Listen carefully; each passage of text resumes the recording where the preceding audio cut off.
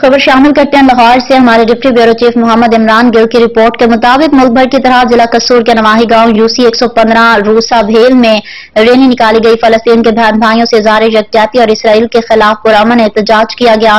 Rally में मुख्तलिफ मकातिब फिक्र के हजारों की तादाद में अफराद ने शिरकत की। सियासी, समाजी और मजहबी शख्सियात में मौलाना जाहिद कसूरी, हाफिज मोहम्मद असगर, हाफिज उबैदुल्ला, राना निसार अहमद, राना शकील, राना फरियाद, डॉक्टर दिलदार, राना सज्जाद, बशीर अहमद, राना दिलशाद, टेलर मास्टर ने शिरकत की। खसूसी तौर पर मीडिया नुमाइंदगार ने अपनी शिरकत लाजमी बनाई। रैली रूसा भेल गांव से निकाली गई।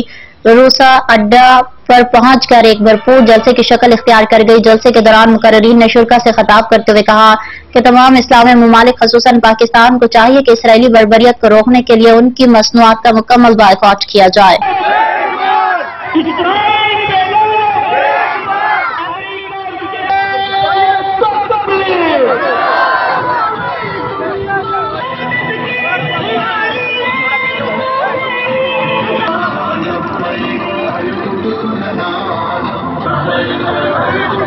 No.